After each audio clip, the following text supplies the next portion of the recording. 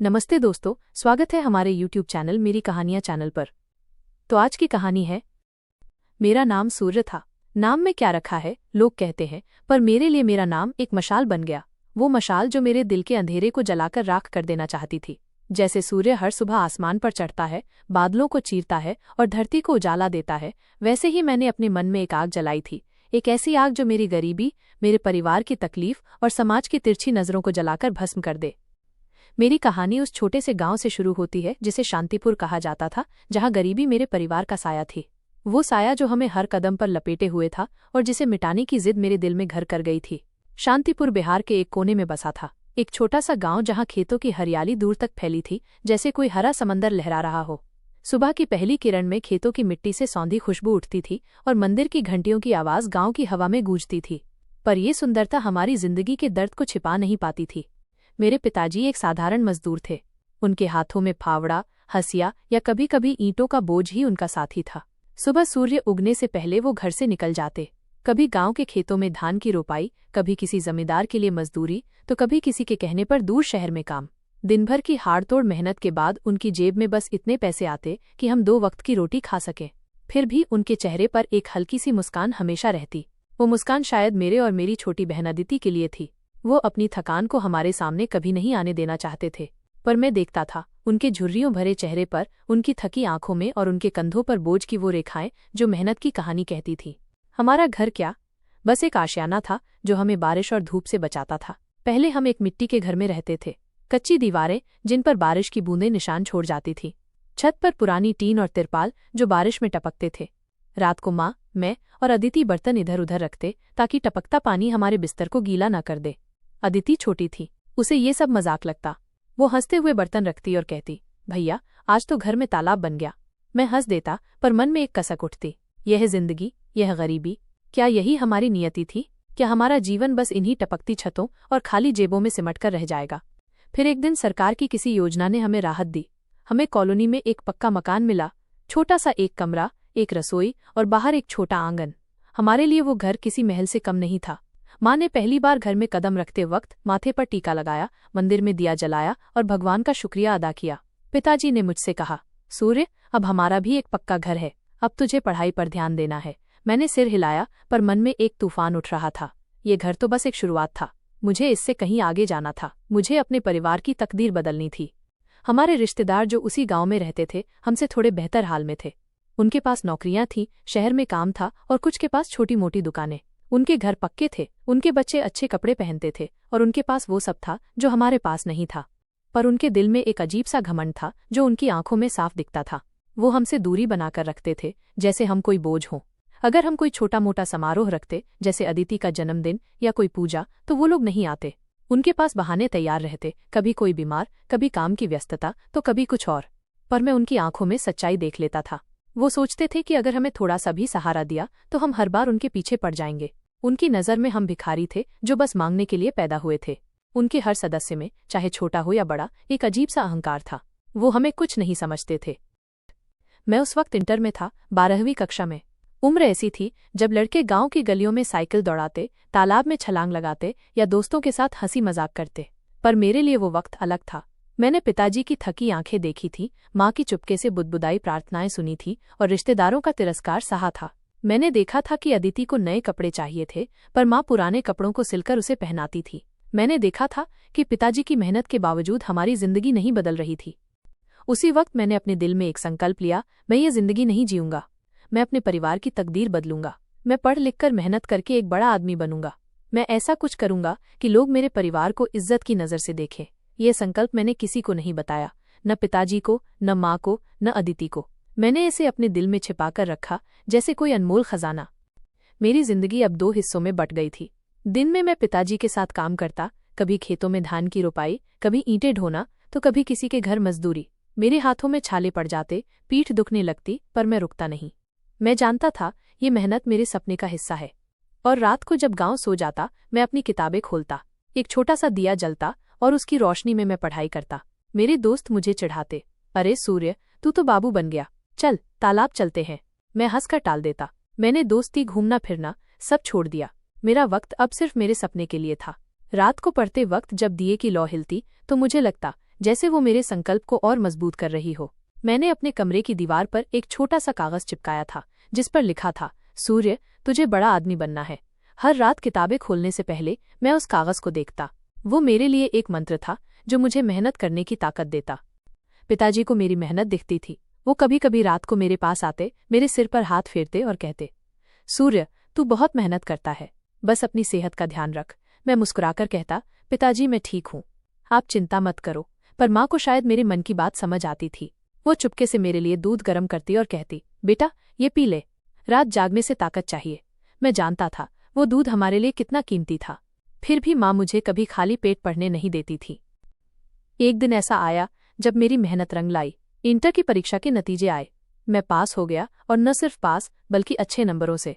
गांव में ये खबर आग की तरह फैल गई। पिताजी का सीना गर्व से चौड़ा हो गया। माँ ने मंदिर में माथा टेका और मेरे लिए मिठाई बनाई। अदिति तो खुशी से उछल रही थी। वो बार बार कह रही थी, भैया तू तो बड़ा आदमी बन गया।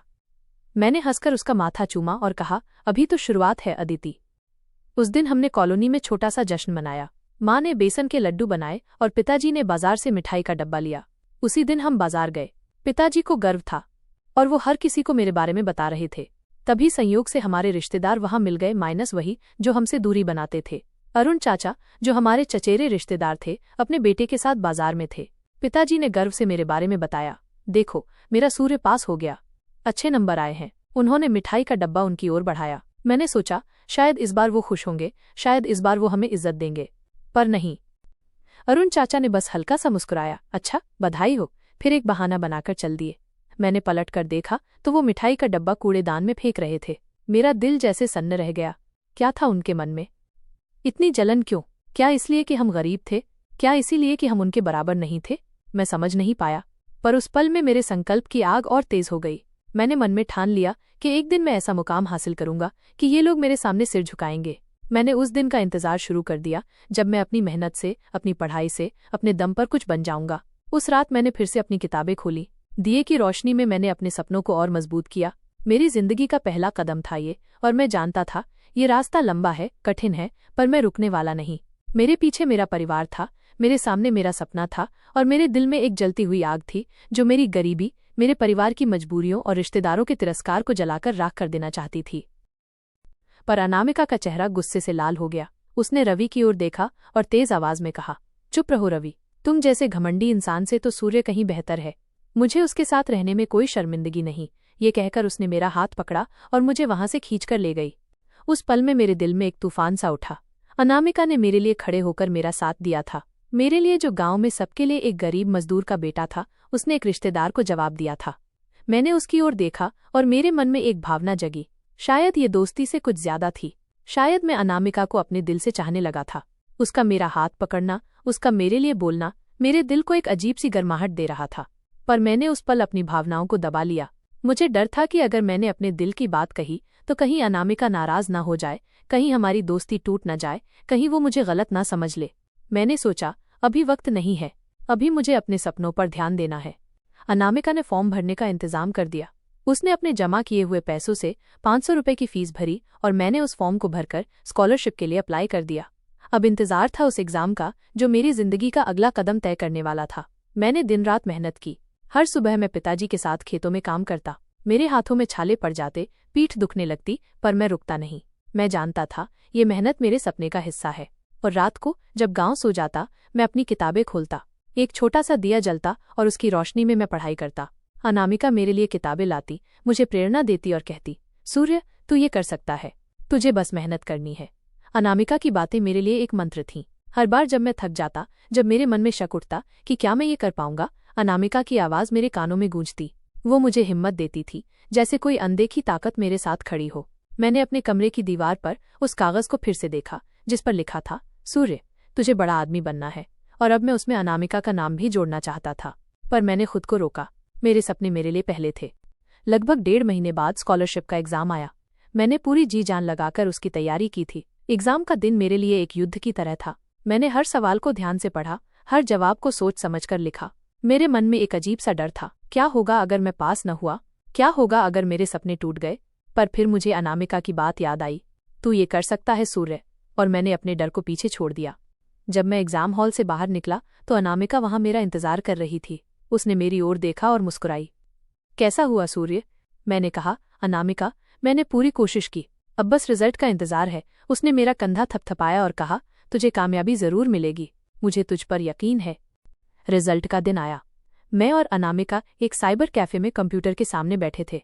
मेरे हाथ पसीने से भीग रहे थे, मेरा दिल जोर जोर से धड़क रहा था। अनामिका ने मेरा हाथ पकड़ा और कहा, सूर्य, डर मत, तूने मेहनत की है, तुझे जरूर कामयाबी मिलेगी। जैसे ही रिजल्ट स्क्रीन पर आया, हम दोनों की आंखें चमक उठीं। मैंने 80% स्कॉलरशिप हासिल कर ली थी और उससे भी बड़ी खबर, मुझे एक अच्छे कॉलेज में एडमिशन मिल गया था। मैं और अनामिका खुशी से चीख पड़े। हम एक दूसरे के गले लग गए और उस पल में मेरे दिल में एक अजीब सी गर्माहट थी। अनामिका की आंखों में आंसू थे, पर वो खुशी के आंसू थे। उसने कहा, सूर्य, तूने कर दिखाया। उस दिन मैंने अनामिका को देखा और मेरे मन में फिर वही भावनाएं उमड़ी।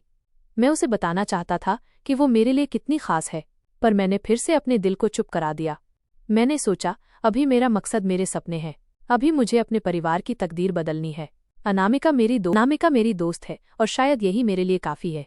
पर मेरे मन में एक सवाल बार बार उठ रहा था, क्या मैं कभी अनामिका को अपने दिल की बात बता पाऊंगा, या ये भावनाएं मेरे दिल में ही दफन रह जाएंगी? कुछ दिन बाद मैं कॉलेज के लिए रवाना होने वाला था। अनामिका मेरे घर आई। उसने मुझे देखा और कहा, सूर्य, अब तुझे सबको दिखाना है कि तू क्या चीज है, जा और अपने सपनों को पूरा कर। मैंने उसकी ओर देखा और मेरे मन में फिर वही भावनाएं उमड़ी, पर मैंने बस इतना कहा, अनामिका, तेरे बिना ये मुमकिन नहीं था, मैं तेरा शुक्रिया कैसे अदा करूं? उसने हंसकर कहा, बस अपने सपने पूरे कर सूर्य, यही मेरा शुक्रिया होगा। जब मैं बस में बैठा तो मेरे मन में एक तूफान चल रहा था। मेरे पीछे मेरे परिवार की उम्मीदें थीं, पिताजी की मेहनत, माँ की प्रार्थनाएं, अदिति की मासूम हंसी और मेरे साथ थी अनामिका की वो बातें जो मेरे कानों में गूंज रही थीं। मैंने खिड़की से बाहर देखा और अपने आप से कहा, सूर्य, अब तुझे रुकना नहीं है, इन उम्मीदों को तुझे कामयाब करना है। बस आगे बढ़ रही थी और मेरे साथ मेरे सपने भी। इंद्रप्रस्थ, ये नाम मेरे लिए एक सपने की तरह था। जब मैं अपने गांव की मिट्टी की गलियों में पिताजी के साथ खेतों में काम करता था, पर जब मैं यहाँ पहुंचा तो ये सपना एक ऐसी भूल भुलैया बन गया जिसमें हर मोड़ पर एक नई चुनौती थी। बस स्टेशन पर उतरते ही मेरे सामने एक अनजान दुनिया खुल गई। ऊंची ऊंची इमारतें जिनके शीशे सूर्य की किरणों को चमकाते थे, सड़कों पर गाड़ियों की कतारें जो कभी रुकती ही नहीं थी, और लोग, लाखों लोग जो अपनी अपनी दुनिया में खोए हुए थे। मैं सूर्य, एक छोटे से गांव का लड़का, इस विशाल शहर में खड़ा था, जैसे कोई नन्हा सा दिया तूफान के सामने जल रहा हो। पहले 2 महीने मेरे लिए किसी इम्तिहान से कम नहीं थे। इंद्रप्रस्थ की सड़कों को समझना, यहाँ के लोगों का लहजा पकड़ना और इस शहर की रफ्तार के साथ चलना, सब कुछ मेरे लिए नया था। गांव में हर चेहरा परिचित था, हर गली अपनी थी, पर यहाँ हर चेहरा एक कहानी था और हर सड़क एक पहेली। मैं अपने कॉलेज के हॉस्टल में रहता था, जो शहर के एक कोने में बसा था। हॉस्टल की तंग गलियां, बाहर की भीड़-भाड़ और हर तरफ फैली भागदौड़ ने मुझे कई बार डराया। मैं रात को अपने बिस्तर पर लेटकर सोचता, क्या मैं इस शहर में टिक पाऊंगा? क्या मैं अपने सपनों को यहाँ सच कर पाऊंगा? मेरे कानों में पिताजी की थकी आवाज गूंजती, सूर्य, अब तुझे पढ़ाई पर ध्यान देना है। माँ की वो चुपके से की गई प्रार्थनाएं याद आती, अदिति की वो मासूम हंसी जो मुझे हर बार हिम्मत देती थी, और सबसे ज्यादा अनामिका की वो बातें, सूर्य, तुझे सबको दिखाना है कि तू क्या चीज है। इन यादों ने मेरे मन में एक आग जला दी। मैंने ठान लिया, मैं यहाँ हार नहीं मानूंगा। कॉलेज की दुनिया मेरे लिए एक नया आकाश थी। यहाँ की पढ़ाई, प्रोफेसरों का अंदाज और क्लासरूम की चकाचौंध, सब कुछ मेरे गांव के छोटे से स्कूल से अलग था। मैं सुबह क्लास में जाता, दोपहर को लाइब्रेरी में किताबों के बीच खो जाता और रात को अपने कमरे में दिया जलाकर पढ़ाई करता। मेरे लिए हर दिन एक नई जंग था। मैं जानता था, अगर मैं एक भी कदम पीछे हटा तो मेरे सपने मुझसे दूर हो जाएंगे। मेरे मन में एक ही मकसद था, मुझे अपने परिवार की तकदीर बदलनी है। मुझे पिताजी को वो आराम देना है जो उनकी मेहनत ने कभी नहीं दिया। मुझे माँ की आंखों में वो सुकून लाना है जो उनकी प्रार्थनाओं में छिपा था, और मुझे अदिति को वो जिंदगी देनी है जो उसकी मासूम हंसी के लायक थी। कॉलेज में मेरे कुछ दोस्त बने। वो शहर के लड़के लड़कियां थे जिनके लिए इंद्रप्रस्थ की चमक धमक कोई नई बात नहीं थी। वो हंसते, मस्ती करते और अक्सर मुझे अपने साथ चलने को कहते। सूर्य, चल ना, मॉल में फिल्म देखने चलते हैं। सूर्य, आज रात कनॉट प्लेस में पार्टी है, तू भी आ। उनकी बातें सुनकर मेरा मन कई बार डोलता। इंद्रप्रस्थ की वो रंगीन दुनिया, वो चमकते मॉल, वो रात की रोशनी, सब कुछ मुझे अपनी ओर खींचता था, पर मैं हर बार मना कर देता। मैं जानता था, अगर मैं इस चमक में खो गया तो मेरे सपने कहीं पीछे छूट जाएंगे। मैंने अपने दिल में एक दीवार खड़ी कर ली थी। मेरे लिए ये शहर एक मौका था, न कि मस्ती का अड्डा। मैंने अपने आप से वादा किया था कि मैं यहाँ मेहनत करने आया हूँ, न कि भटकने। इंद्रप्रस्थ की चमक धमक मेरे लिए एक जाल की तरह थी। यहाँ की सड़कों पर चलती खूबसूरत लड़कियां जो रंग बिरंगे कपड़ों में हंसती बोलती थीं, वो नाइट लाइफ जो रात को भी शहर को जगा रखती थी, ये सब मेरे मन को ललचाता था। मैं दिखने में बुरा नहीं था। मेरी सादी शक्ल, मेहनत से तराशा हुआ शरीर और शायद मेरी आंखों में जलती वो आग कई लड़कियों का ध्यान खींचती थी। कॉलेज में कुछ लड़कियों ने मुझे प्रपोज भी किया। एक दिन क्लास के बाद एक लड़की जो हमेशा मुस्कुराते हुए मुझसे बात करती थी ने कहा, सूर्य, तुम बहुत अलग हो। तुम्हारे साथ वक्त बिताना अच्छा लगता है। क्या तुम मेरे साथ दोस्ती करोगे? उसकी बात सुनकर मेरा मन डोल गया, पर मैंने तुरंत अपने दिल को संभाला। मैंने मुस्कुराकर कहा, मेरी जिंदगी में कोई और है। दूसरी बार लाइब्रेरी में एक और लड़की ने मुझसे अपने दिल की बात कही। मैंने फिर वही जवाब दिया, मेरी जिंदगी में कोई और है। ये बात मैं हर बार कहता, पर मेरे दिल में उस कोई और का नाम अनामिका था। अनामिका, उसका नाम मेरे मन में एक मधुर धुन की तरह बजता था।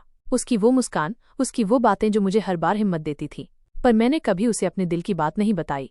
मैं सोचता, क्या वो मेरे लिए वही महसूस करती है जो मैं उसके लिए करता हूँ? क्या वो मेरी भावनाओं को समझ पाएगी, या फिर वो मुझसे नाराज हो जाएगी और हमारी दोस्ती टूट जाएगी? मैं डरता था।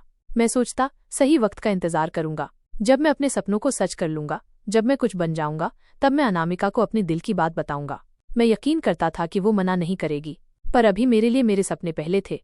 अनामिका का फोन मेरे लिए एक ताकत था। हर बार जब वो फोन करती, मेरे मन का सारा बोझ हल्का हो जाता।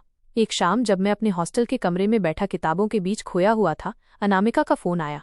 उसकी आवाज में वही पुरानी गर्माहट थी। सूर्य, क्या कर रहा है? मन लगाकर पढ़ रहा है ना? मैंने हंसकर कहा, हाँ अनामिका, मैं पूरी कोशिश कर रहा हूँ। उसने कहा, बस ऐसे ही मेहनत करते रहे सूर्य, हम सब तुम्हारे साथ हैं। तुझे बहुत आगे जाना है। उसकी बातों ने मेरे मन में एक नई ताकत भर दी। मैंने सोचा, अनामिका मेरे लिए इतना कुछ कर रही है। उसने मेरे लिए स्कॉलरशिप का फॉर्म भरा, मेरे लिए 500 रुपए खर्च किए, और अब भी वो मुझे हिम्मत दे रही है। मैं उसका ये एहसान कैसे भूल सकता हूँ? उस रात मैंने अपनी किताबें बंद की और खिड़की के पास खड़ा हो गया। बाहर इंद्रप्रस्थ की रोशनी चमक रही थी। ऊंची इमारतें, गाड़ियों की लाइट्स और वो अनगिनत लोग जो अपनी अपनी दुनिया में खोए थे। मैंने सोचा, ये शहर मेरे लिए एक इम्तिहान है। यहाँ हर कदम पर एक नई चुनौती है। कॉलेज की पढ़ाई, नए दोस्तों का दबाव और इस चमक धमक का जाल, सब कुछ मेरे संकल्प को तोड़ने की कोशिश कर रहा था। पर मैं हर बार अपने आप को याद दिलाता, मैं यहाँ अपने परिवार के लिए हूँ। मैं यहाँ अनामिका के उस विश्वास के लिए हूँ जो उसने मुझ पर दिखाया था। मैं यहाँ अपने उस संकल्प के लिए हूँ जो मैंने अपने गांव की मिट्टी में लिया था। कॉलेज में मेरी मेहनत रंग ला रही थी। मेरे प्रोफेसर मेरे जवाबों से खुश रहते। मेरे दोस्त मुझसे पढ़ाई में मदद मांगते। एक दिन मेरे एक प्रोफेसर ने मुझे क्लास में बुलाकर कहा, सूर्य, तुम्हारी मेहनत दिखती है, तुम में कुछ खास है। उनकी बात सुनकर मेरा सीना गर्व से चौड़ा हो गया। पर मैं जानता था, ये सिर्फ शुरुआत है। मेरा मकसद अभी बहुत दूर था। इंद्रप्रस्थ की जिंदगी ने मुझे कई बार आजमाया। कई बार मैं थक जाता। कई बार मेरे मन में ख्याल आता कि क्या मैं ये सब कर पाऊंगा? क्या मैं अपने परिवार की उम्मीदों पर खरा उतर पाऊंगा? पर हर बार जब मैं कमजोर पड़ता, अनामिका की आवाज मेरे कानों में गूंजती, सूर्य, तुझे बहुत आगे जाना है। और मैं फिर से उठ खड़ा होता। मैंने अपने कमरे में एक नया कागज चिपकाया जिस पर लिखा था, सूर्य, तुझे अनामिका का विश्वास तोड़ना नहीं है। हर बार जब अनामिका का फोन आता, मेरे चेहरे पर एक अनजानी मुस्कान फैल जाती। उसकी आवाज मेरे लिए एक मरहम थी जो मेरे सारे घावों को भर देती थी। मैं सोचता, क्या मैं कभी अनामिका को अपने दिल की बात बता पाऊंगा? क्या वो मेरे लिए वही महसूस करती है, या ये सब मेरे मन का वहम है? मैंने अपने दिल को समझाया कि अभी वक्त नहीं है। अभी मुझे अपने सपनों पर ध्यान देना है। पर मेरे मन में एक सवाल बार बार उठता, क्या सही वक्त कभी आएगा, या मेरी ये अनकही भावनाएं मेरे दिल में ही दफन रह जाएंगी? 4 साल, ये शब्द मेरे लिए सिर्फ समय का हिसाब नहीं थे, बल्कि मेरे संघर्ष, मेहनत और सपनों का एक लंबा सफर थे। इंद्रप्रस्थ की चमक धमक, उसकी भागदौड़ भरी सड़कें और कॉलेज की कठिन पढ़ाई, सब कुछ मेरे लिए एक इम्तिहान था। पर मैं सूर्य, उस गांव का लड़का जिसके पिताजी दिन रात मजदूरी करते थे, जिसके घर की मिट्टी की दीवारें बारिश में टपकती थीं, उसने इस शहर में अपनी मेहनत का झंडा गाड़ दिया था। मैंने अपने कॉलेज में टॉप किया था। जब मेरा नाम कॉलेज के नोटिस बोर्ड पर सबसे ऊपर चमका, तो मेरे प्रोफेसरों ने मेरे कंधे थपथपाए, मेरे दोस्तों ने तालियां बजाईं और मेरे दिल में एक गर्व की लहर उठी। पर यह गर्व मेरे लिए बस एक शुरुआत थी। मेरा संकल्प इससे कहीं बड़ा था। मैंने अपने गांव की मिट्टी में एक वादा किया था, खुद से, अपने माँ बाप से और अनामिका से। मैं अपने परिवार की तकदीर बदलना चाहता था। मैं उन रिश्तेदारों को जवाब देना चाहता था जिन्होंने हमें नीचा दिखाया था। मैं अनामिका के उस विश्वास को सच करना चाहता था जिसने मुझे यहाँ तक पहुँचाया था। कॉलेज की डिग्री मेरे लिए एक पड़ाव थी, मंजिल नहीं। इसलिए मैंने एक और सपना चुना, IAS बनना। ये सपना मैंने अपने दिल में छिपा रखा था। मैंने किसी को नहीं बताया, न अपने माँ बाप को, न अनामिका को। मैं जानता था, अगर मैंने ये बात किसी को बताई तो शायद दबाव बढ़ जाएगा। मैं चुपके से अकेले इस जंग की तैयारी में जुट गया। इंद्रप्रस्थ में मेरी जिंदगी 2 हिस्सों में बट गई थी। दिन में कॉलेज की पढ़ाई और रात में आईएएस की किताबें। मेरे हॉस्टल के कमरे में एक छोटी सी मेज थी जो मेरी दुनिया बन गई थी। उस मेज पर किताबों का ढेर था और मेरे सामने एक छोटा सा कागज जिस पर लिखा था, सूर्य, तुझे बड़ा आदमी बनना है। मैं रात को देर तक जागता जब मेरे दोस्त मॉल्स में फिल्में देख रहे होते या पार्टियों में नाच रहे होते। मैं जानता था अगर मैं उनकी राह पर चला तो मेरे सपने कहीं पीछे छूट जाएंगे। मेरे लिए हर रात एक नई जंग थी और हर सुबह एक नई उम्मीद। इन 4 सालों में मेरे माँ बाप का फोन कई बार आया। उनकी आवाज में एक बेचैनी थी, एक प्यार था और एक उम्मीद थी। एक दिन माँ ने फोन पर कहा, सूर्य बेटा, 4 साल बीत गए, तू एक बार भी गांव नहीं आया। अब तो तेरी पढ़ाई पूरी हो गई ना, जल्दी से घर आ जा, कोई अच्छी सी नौकरी कर ले, हम उसी में खुश हो जाएंगे। उनकी बात सुनकर मेरा दिल भर आया। मैंने कहा, माँ बस थोड़ा और वक्त दो, मैं जल्दी आऊंगा। पर मेरे मन में एक तूफान चल रहा था। मैं इतने में रुकने वाला नहीं था। मेरे सपने एक अच्छी नौकरी से कहीं बड़े थे। मैं अपने परिवार को वो इज्जत दिलाना चाहता था जो हमारे रिश्तेदारों ने हमसे छीन ली थी। मैंने माँ से वादा किया कि मैं जल्दी लौटूंगा, पर मैं जानता था जब मैं लौटूंगा कुछ बनकर लौटूंगा। अनामिका, उसका नाम मेरे मन में एक मधुर धुन की तरह गूंजता था। इन 4 सालों में उसका फोन मेरे लिए एक ताकत था। उसकी आवाज मेरे लिए एक मरहम थी जो मेरे सारे घावों को भर देती थी। पर मैंने उसे अपने आईएएस की तैयारी के बारे में नहीं बताया। मैं चाहता था कि जब मैं कामयाब हो जाऊं तो उसे सरप्राइज दूं। मैं चाहता था कि वो मेरी कामयाबी देखकर गर्व महसूस करे। पर मैं अब भी अपने दिल की बात उसे नहीं बता पाया था। मैं सोचता, सही वक्त का इंतजार करूंगा। जब मैं आईएएस बन जाऊंगा, जब मैं अपने परिवार को इज्जत दिला दूंगा, तब मैं अनामिका को अपने दिल की बात बताऊंगा। मैं यकीन करता था कि वो मना नहीं करेगी। पर एक दिन माँ का फोन आया और उनकी आवाज में एक दर्द था जो मेरे दिल को चीर गया। वो रोते हुए बोली, सूर्य, हमारे रिश्तेदारों ने फिर से हमारी बेइज्जती की। तेरी बहन अदिति उनके घर 2 दिन रही थी। जब वो लौटी तो उनके घर से एक चीज गायब थी। उन्होंने अदिति पर चोरी का इल्जाम लगा दिया। सूर्य, हमारा तो दिल टूट गया। वो हमारे घर आए, हंगामा किया, सामान तोड़ा और सबके सामने हमें बेइज्जत किया। सच ये है कि उनके नौकर ने चोरी की थी, पर इल्जाम अदिति पर लगा। माँ की आवाज में वो दर्द था जो मैं बर्दाश्त नहीं कर पाया। मेरी आंखों में आंसू आ गए, पर मैंने उन्हें जाहिर नहीं होने दिया। मैंने शांत स्वर में कहा, माँ टेंशन मत लो, हमारा वक्त आएगा, और जब हमारा वक्त आएगा तो ये लोग जो हमें नीचा दिखाते हैं हमारे जूतों के नीचे होंगे। बस थोड़ा और इंतजार करो, मैं जल्दी लौटूंगा। माँ की बात ने मेरे संकल्प की आग को और भड़का दिया। मैंने सोचा, ये रिश्तेदार जो हमें भिखारी समझते थे, जो मेरी बहन पर चोरी का इल्जाम लगाते थे, एक दिन मेरे सामने सिर झुकाएंगे। मैंने अपनी मेहनत को और तेज कर दिया।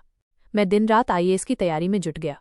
मेरे कमरे की वो छोटी सी मेज मेरी जंग का मैदान बन गई। मैंने हर किताब, हर सवाल, हर जवाब को अपने खून पसीने से सींचा। मैं जानता था ये मेहनत मेरे परिवार की इज्जत वापस लाएगी। 1 साल बाद आईएएस का एग्जाम आया।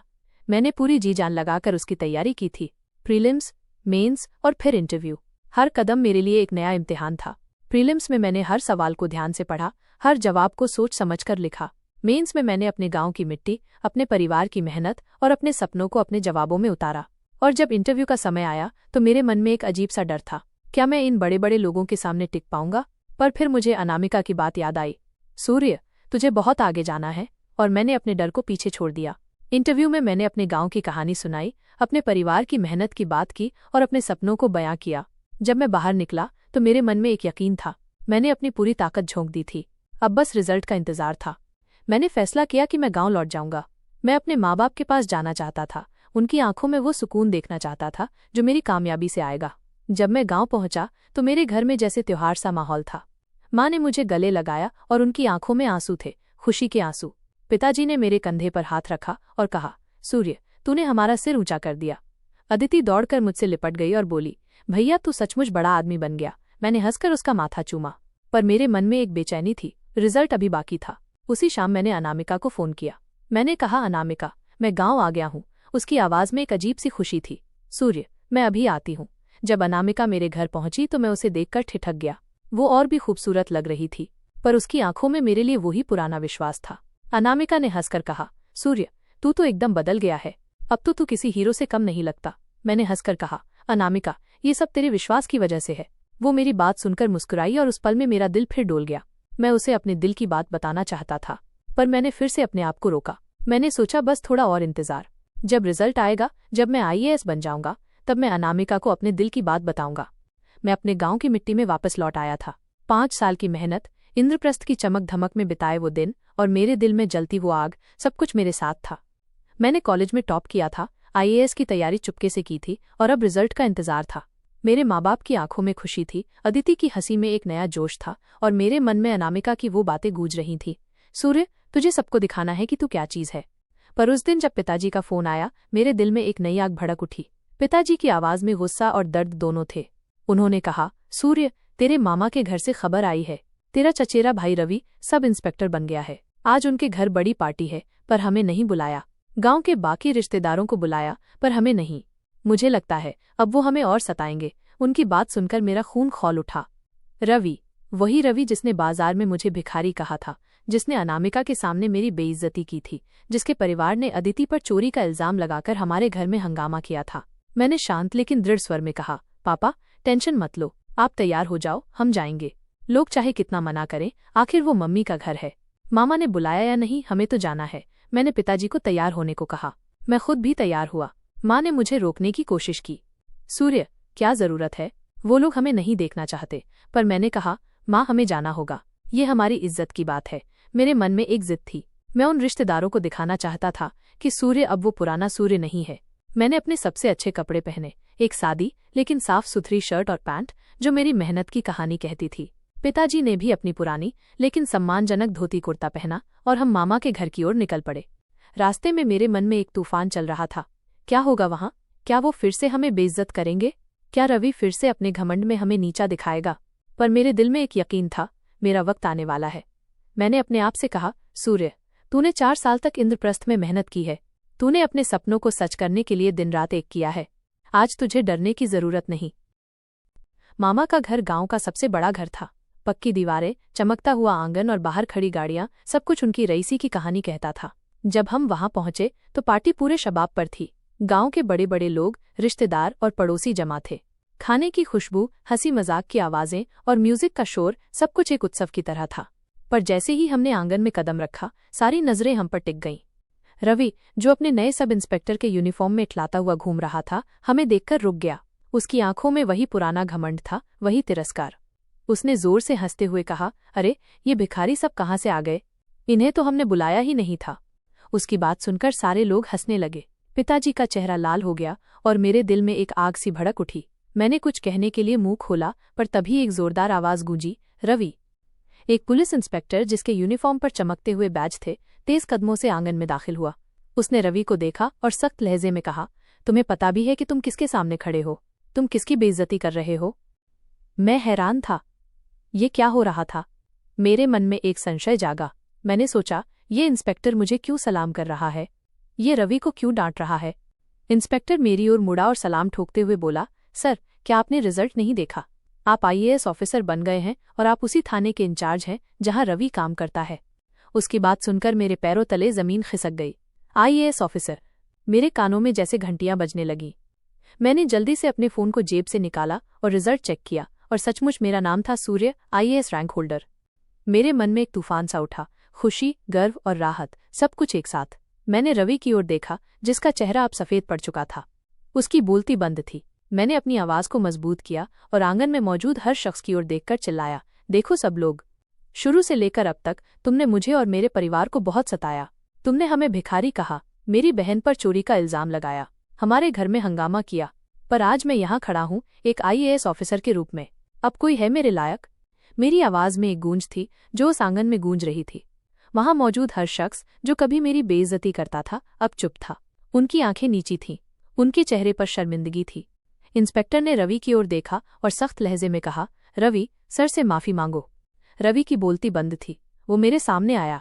उसकी आंखें डर से भरी थीं। वो मेरे पैरों में गिर गया और कांपते हुए बोला, सूर्य सर, मुझे माफ कर दो। मेरी जॉब बहुत मुश्किल से मिली है, प्लीज मेरी जॉब मत छीनना। बाकी रिश्तेदार जो कभी हमसे नजरें चुराते थे, अब मेरे सामने हाथ जोड़कर माफी मांगने लगे। सूर्य, हमें माफ कर दो, हमें नहीं पता था कि तू इतना बड़ा आदमी बनेगा। मैंने उन्हें देखा और कहा, मैं तुम्हें माफ नहीं करूंगा। तुमने मेरे परिवार की इज्जत को ठेस पहुंचाई, अब तुम मेरे सामने सिर झुकाओगे। पिताजी, जो अब तक चुप खड़े थे, अब सीना तानकर खड़े हो गए। उनकी आंखों में गर्व था और उनके चेहरे पर एक मुस्कान थी। वो मेरे पास आए और मेरे कंधे पर हाथ रखा। सूर्य, तूने हमारा सिर ऊंचा कर दिया। उनकी बात सुनकर मेरा दिल भर आया। मैंने माँ की ओर देखा जो चुपके से आंसू पोंछ रही थी। अदिति मेरे पास दौड़ी और मुझसे लिपट गई। उस आंगन में जहां कभी हमारी बेइज्जती हुई थी, आज हमारी इज्जत का डंका बज रहा था। जब हम घर लौटे तो हमारा छोटा सा पक्का मकान किसी महल से कम नहीं लग रहा था। माँ ने मंदिर में दिया जलाया, पिताजी ने गांव वालों को मिठाई बांटी और अदिति खुशी से उछल रही थी। हमारा जीवन अब बदल गया था। हम अब वही साधारण लोग नहीं थे जिन्हें रिश्तेदार भिखारी कहते थे। हम अब सम्मान की जिंदगी जी रहे थे, जो मेरी मेहनत और मेरे संकल्प का फल थी। सब कुछ ठीक हो गया था। हम अब एक ऐसी जिंदगी जी रहे थे जो पहले कभी नहीं जी थी, सम्मान, गर्व और सुकून से भरी। उसी रात मैंने अपने कमरे में बैठकर अनामिका को फोन किया। मेरी आवाज में एक नई हिम्मत थी। मैंने कहा, अनामिका, मैं IAS बन गया हूं। उसकी आवाज में खुशी की चीख थी। सूर्य, सच में? तूने कर दिखाया। मैंने एक गहरी सांस ली और कहा, अनामिका, मेरे दिल में तुझसे कुछ कहने को है। मैं तुझे बहुत पसंद करता हूं। क्या तू मेरे साथ अपनी जिंदगी बिताना चाहेगी? मेरे दिल की धड़कनें तेज थीं। मैं डर रहा था कि कहीं वो मना न कर दे, पर अनामिका ने हंसकर कहा, सूर्य, जो तूने कहा था वो तूने आज कर दिखाया। मैं बहुत खुश हूं, और हाँ, मैं तुझसे मना नहीं कर सकती। उसकी बात सुनकर मेरे मन का बोझ हल्का हो गया। मैंने कहा, अनामिका, तू मेरे लिए हमेशा एक ताकत रही है। वो बोली, सूर्य, अब हम साथ मिलकर और बड़े सपने देखेंगे। उस रात मैं अपने कमरे में बैठा और मेरे मन में एक सुकून था। मैंने अपने सपनों को सच कर दिखाया था। मैंने अपने परिवार की इज्जत वापस ला दी थी, और सबसे खास, मैंने अनामिका को अपने दिल की बात बता दी थी। क्या मेरा सफर यहीं खत्म हो गया था? मेरे सामने अब एक नई जिम्मेदारी थी, अपने गांव को बेहतर बनाने की, अपने परिवार को और खुशियां देने की, और अनामिका के साथ एक नई जिंदगी शुरू करने की।